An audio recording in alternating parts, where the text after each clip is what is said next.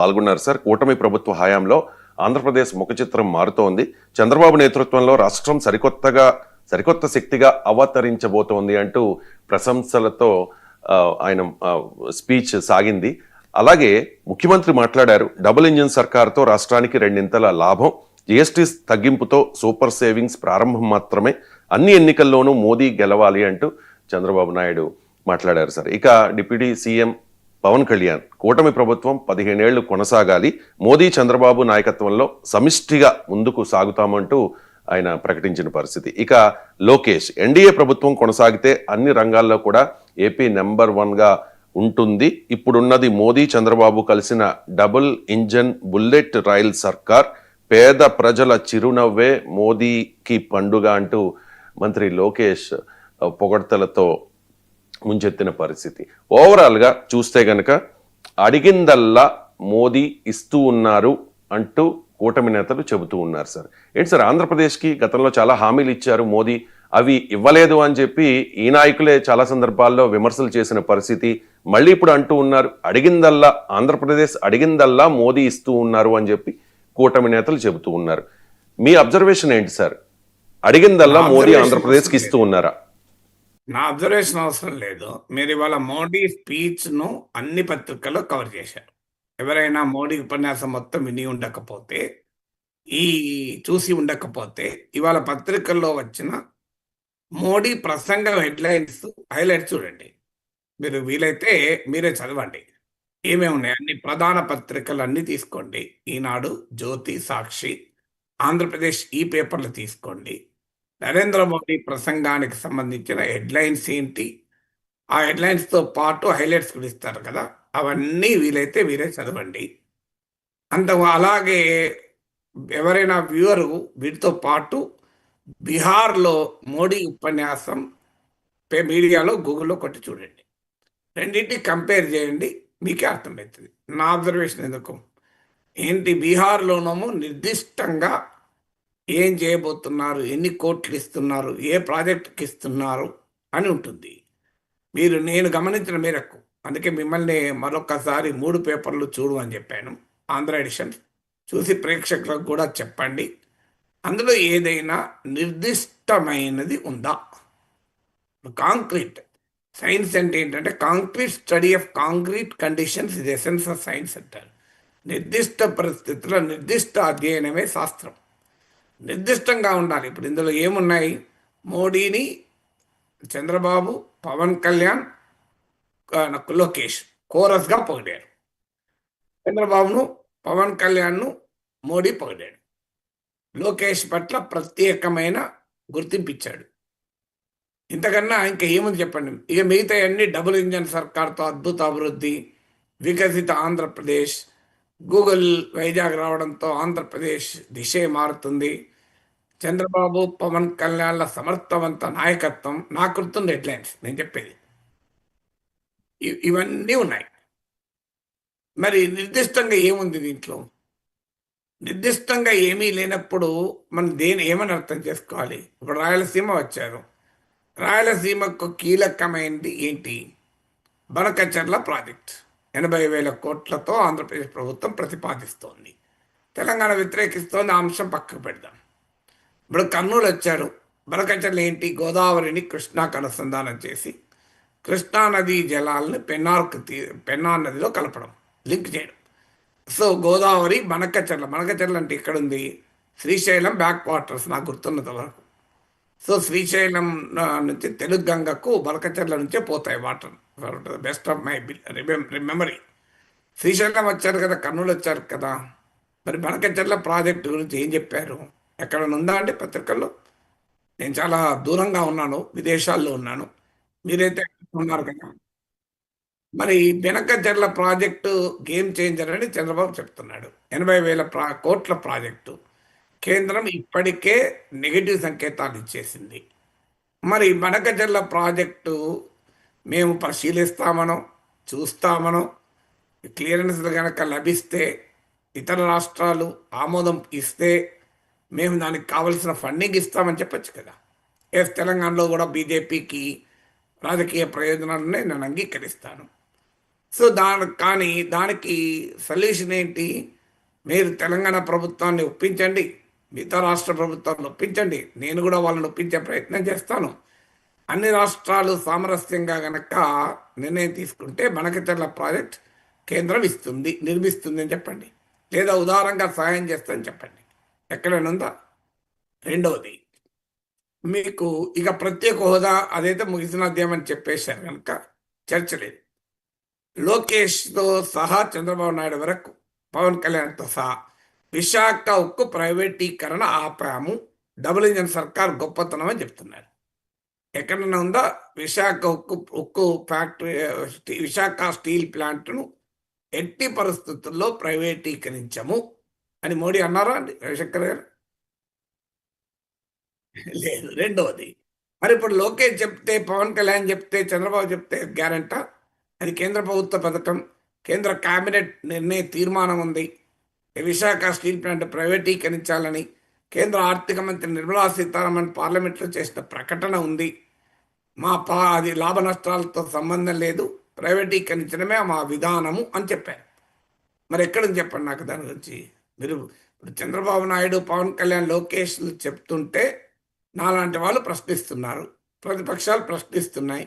వాళ్ళందరూ నోరు మూయించవచ్చు కదా. ఒక్క మాట మోడీతో చెప్పిస్తే వాళ్ళందరూ నోరు మూస్తారు కదా. రాయలసీమ గడ్డ నుంచే తిరుపతి వెంకన్న సాక్షిగా తిరుపతి దేవదేవుని పాదాల ముందు నిలబడి ఆ రోజు ప్రత్యేక హోదా హామీ ఇచ్చారా లేదా నరేంద్ర మోడీ? 10 ఏళ్ళు 15 ఏళ్ళని. మరి ప్రత్యేక హోదా ముగిసిన అధ్యాయం అన్నారు. ప్రత్యేక ప్యాకేజ్ చాలా గొప్పదని మొదలన్నారు చంద్రబాబు, తర్వాత కాదన్నారు. ప్రత్యేక ప్యాకేజీకి చట్టబద్ధ హోదా అన్నారు. పవన్ కళ్యాణ్ పాచిపోయిన లడ్డూలు ఇవి అన్నాడు. అన్నీ అయిపోయినాయి కదా. ఆ తర్వాత ప్రత్యేక హోదాపై ధర్మ పోరాటాలు చేశారు చంద్రబాబు నాయుడు. మోడీ పైన తీవ్రమైన విమర్శలు చేశారు. బీజేపీ వ్యతిరేక పక్షాలతో కలిశారు. కర్ణాటకలో కుమారస్వామి ప్రమాణ స్వీకారానికి చంద్రబాబు వెళ్ళింది. ఇప్పటికీ ఫోటోలు గూగుల్ ఇమేజెస్లో దొరుకుతాయి, వెతకండి, చూడండి. రాహుల్ గాంధీ, సోనియా గాంధీలతో చంద్రబాబు సాన్నిహిత్యం మనకు. మరి ధర్మ పోరాటాలు ఏమైనాయి? మరి ప్రత్యేక హోదా గురించి కానీ, ప్రత్యేక ప్యాకేజ్ గురించి కానీ ఒక్క మాట అయినా ఇందులో ఉందా చెప్పండి వాళ్ళ. నాలుగవది, అమరావతికి మనం అందరం ఏమంటున్నాం? అమరావతికి చంద్రబాబు నాయుడు ఏం చెప్తున్నాడు? 1,00,000 కోట్లు ఖర్చు అవుతుంది అంటున్నాడు. విభజిత రాష్ట్రం, సీమాంధ్ర ప్రజల అభీష్టానికి భిన్నంగా కాంగ్రెస్ బీజేపీలు కలిసి రాష్ట్రాన్ని విడగొట్టాయి. మరి అమరావతి రాజధాని నిర్మాణం బాధ్యత కాదా? చంద్రబాబు నాయుడే చెప్తున్నాడు కదా అమరావతి గేమ్ చేంజర్ అవుతుంది అని. ఎందుకు? అమరావతికి శంకుస్థాపన చేసింది కూడా నరేంద్ర మోడీయే కదా. మరి అమరావతికి ఒక 50,000 కోట్లు 5 ఏళ్ల పాటు మేము ఇస్తున్నాం, ఒక 10,000 కోట్లు ఎవ్రీ ఇయర్ అని హామీ ఇచ్చారా రవిశంకర్ గారు? చెప్పండి మీరే. ప్రస్తావన లేదు సార్, మీరు రేస్ చేసిన అంశాల మీద ప్రస్తావన లేదు. ఏంటి ఒక 10,000 ఇప్పించింది ఏంటి? వరల్డ్ బ్యాంక్ నుంచి లోను, దానికి వడ్డీతో సహా రాష్ట్రమే కట్టుకుంటుంది. కేంద్రానికి ఏం సంబంధము? మీరు అదే బీహార్లో కొట్టండి, 59,000 కోట్ల రూపాయల విలువైన ప్యాకేజ్ విత్ ఫిగర్స్ వచ్చాయి. కోశీ ప్రాజెక్టు, రకరకాల ప్రాజెక్టు. మరి బీహార్ కమో నెంబర్స్ వస్తాయి. పోనీ మీరు నాకు చెప్పండి, అన్ని హెడ్లైన్ చూసి ఉంటారు కదా ఇప్పటికీ. నేనంటే మాట్లాడుతున్నాను కనుక సమయం లేదు నాకు. మీరు ఈలోగా చూడండి, నేను చెప్పినవి ఏవైనా పత్రికల్లో ఇవాళ పేజ్ 1లో ఉన్నాయా? మీరే చెప్పండి దయచేసి. లేదు సార్, నేను ఈ షోకి ముందు నేను మొత్తం అన్ని పత్రికలు చదివాను సార్. ఈ అంశానికి సంబంధించి ఎక్కడా కూడా ఫిగర్స్ లేవు సార్, జస్ట్ పొగడ్తలకు మాత్రమే పరిమితమయ్యారు. వాళ్ళందరికీ అందరూ ఈ పేపర్లు వెతకరు కదా చూసి. తెలంగాణలో ఉన్న వాళ్ళు, ఆంధ్రాలో ఉన్న వాళ్ళు, పేపర్ ముందు లేని వాళ్ళు. సో ఎక్కడైనా నెంబర్ ఉందా? ఆంధ్రప్రదేశ్కు ఇంకో ఇన్ని కోట్ల డెవలప్మెంట్ అభివృద్ధి ప్రాజెక్టులకు శంకుస్థాపన చేశారని ఉంది. అది రొటీన్గా జరిగేది. కానీ మేము ఇంకో ప్రపంచ బ్యాంక్ మీకు అమరావతికి ఇంకో 50,000 కోట్లు ఇస్తున్నాం. మరి బీహార్ కొమ్మ ఫిగర్స్ ఉంటాయి, ఆంధ్రప్రదేశ్ ఫిగర్స్ ఎందుకు ఉండవు చెప్పండి. ఐదవది పోనీయండి, అమరావతి వైజాగ్ గొప్పతనం గురించి చెప్పారు కదా, చాలా మంచిది. చంద్రబాబు నాయుడు కృషి వల్ల గూగుల్ వస్తుంది. అందులో మోడీ కృషి ఏముంది? గూగుల్ మోడీ ఇన్ఫ్లుయెన్స్ చేయగలడా? మోడీ చెప్తే గూగుల్ వస్తుందా? అలా అవకాశం ఉంటే గూగుల్ ఆంధ్రప్రదేశ్కి వచ్చేదా? గుజరాత్కి పోయేది కదా. అందరికీ తెలియదు ఇవన్నీ. ఇప్పుడు అవకాశం కేంద్ర ప్రభుత్వం చేతిలో ఉంటే గూగుల్ ఆంధ్రప్రదేశ్కి వచ్చేదే కాదు. ఎందుకంటే ఏది వచ్చింది ఆంధ్రప్రదేశ్కు? మీకు తెలంగాణకు వచ్చేది గుజరాత్ పోయినాయి కదా. నిన్నగా మన కామన్వెల్త్ క్రీడలు కూడా ఎక్కడికి పోయినాయి? గుజరాత్కే పోయింది కదా. మన తెలుగు సినిమా త్రిబుల్ రికమెండ్ చేయకుండా గుజరాతీ సినిమా చెల్లెస్ రికమెండ్ చేయలేదా? నిజంగానే మోడీ చేతిలో ఉంటే గూగుల్లో అహ్మదాబాద్ పంపించేవారు. మరి అది వైజాగ్ వచ్చిందంటే చంద్రబాబు నాయుడు కృషి వల్ల. సో గూగుల్ నిర్ణయం వల్ల, చంద్రబాబు నాయుడు కృషి, గూగుల్ నిర్ణయం. ఎందుకంటే అండర్ వాటర్ సీ కేబుల్స్ వేస్తారు. అందుకే తీర ప్రాంతం కావాలి కంపల్సరీ. చెన్నైకి పోకుండా మనకు వచ్చింది సంతోషం, కర్ణాటకకు పోకుండా మనకు వచ్చింది. దీంట్లో కేంద్రం పాత్ర ఏముంది? ఇందులో పోని వచ్చింది. ఇవాళ మేము అడుగుతున్నాం, అయ్యా మీ గుజరాత్లో గిఫ్ట్ సిటీ ఉంది, అనేక రకాల రాయితీలు ఇచ్చారు. దానికి మామూలు రాయితీలకు కాదు, ఎన్ని రాయితీలు ఇవ్వాలని రాయితీలు ఇచ్చారు. విశాఖపట్నాన్ని Chandrababu Naidu fintech valley, financial technology వ్యాలీగా, సిలికాన్ వ్యాలీ అంటారు కంప్యూటర్స్ ఇవి ఉంటే, ఫిన్టెక్ వ్యాలీగా డెవలప్ చేయాలనుకుంటున్నారు. Similar to GIFT city. Visakhapatnam మరో గిఫ్ట్ సిటీ లాగా నేను రూపొందిస్తాను, ఇది నా కమిట్మెంట్ అని చెప్పండి. ఇప్పుడు చంద్రబాబు నాయుడు కష్టపడి, లోకేష్ కష్టపడి తెచ్చింది, గూగుల్ వచ్చింది. మధ్యలో మోడీకి ఎందుకు క్రెడిట్? మోడీ కేంద్ర ప్రభుత్వం అనుమతులు ఇవ్వచ్చు, కొన్ని రాయితీలు ఇవ్వచ్చు, అది రొటీన్గా ఇవ్వాల్సిందే. అందులో డబుల్ ఇంజన్ సర్కార్ ఉన్నప్పుడు ఇవ్వకుండా ఎలా ఉంటారు? కానీ రావడానికి కారణం మోడీకి కాదు. మోడీ పంపించలేదు గూగుల్ను. మోడీ గూగుల్ పిలిచి మీరు వెళ్ళి వైజాగ్ వెళ్ళండి చెప్పలే కదా. సో మరి ఇంకా ఇక్కడ ఫండమెంటల్ పాయింట్ ఏంటంటే, మీరు ఫిన్టెక్ వ్యాలీగా వైజాగ్ను డెవలప్ చేస్తాం అని చెప్పారా? ఎక్కడైనా ఉందా మీకు పేపర్లలో? పోనీ అమరావతి చంద్రబాబు నాయుడు ఒక విజన్తో దాన్ని క్వాంటమ్ మిషన్గా డెవలప్ చేస్తామంటున్నారు. ఏఐ హబ్గా ఆంధ్రప్రదేశ్ను మారుస్తామంటున్నారు. ఓ 50,000 కోట్లు ఇవ్వండి. ఆర్టిఫిషియల్ ఇంటెలిజెన్స్ రంగంలో మా భారతదేశం ఇంకా చాలా ముందుకు సాగాలి. స్వదేశీ ఏఐ డెవలప్ కావాలి. అందుకే ఆంధ్రప్రదేశ్కు నేను ఒక 50,000 కోట్లు ఇస్తున్నాను. స్వదేశీ ఆర్టిఫిషియల్ ఇంటెలిజెన్స్ హబ్లుగా అమరావతిని, వైజాగ్ డెవలప్ చేస్తామని చెప్పమండి. పోనీయండి.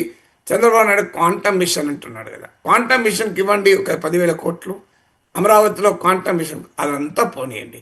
కేంద్ర ప్రభుత్వం ప్రామిస్ చేసిన సంస్థలు ఎప్పటిలోగా అమరావతిలో నిర్మాణం అవుతాయి. ఇప్పుడు కేంద్ర ప్రభుత్వ రంగ సంస్థలు చాలా ఉంటాయి.